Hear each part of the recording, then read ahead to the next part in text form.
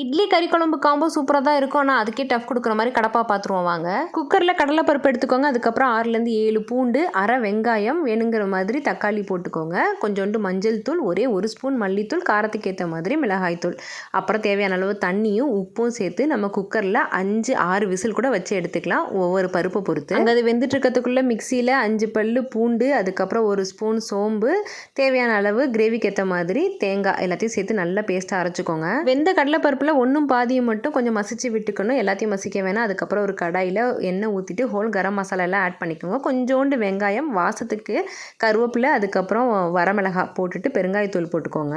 இந்த தாளிப்பே பார்த்தீங்கன்னா கம கமன்னு அவ்வளோ சூப்பராக இருக்கும், வீடே மணக்கும். வேக வச்சிருக்க கடலைப்பருப்பையும் ஊற்றிட்டு கலந்து விட்டுக்கோங்க. இப்போ நம்ம அரைச்சி வச்சிருக்க தேங்காய் பேஸ்ட்டையும் ஆட் பண்ணிவிட்டு உங்கள் கன்சிஸ்டன்சிக்கு தேவை மாதிரி தண்ணி சேர்த்துக்கோங்க. எல்லாத்தையும் சேர்த்து நல்லா கிளறி விட்டுட்டு நல்லா கொதிக்க விட்டுருங்க. அந்த பச்சை வாசனைலாம் போயிடணும். போனதுக்கப்புறமா கொஞ்சோண்டு மல்லித்தலை தூக்கி இறக்கி அந்த இட்லி மேலே ஊற்றி அடிச்சிங்கன்னா அடை அடை அடை. சாம்பார் சட்னி எவ்வளோ சூப்பராக இருக்குமோ, கறி குழம்பு எவ்வளோ சூப்பராக இருக்குமோ, அதை விட இது சூப்பராக இருக்கும். கண்டிப்பாக வீட்டில் ட்ரை பண்ணி பாருங்கள்.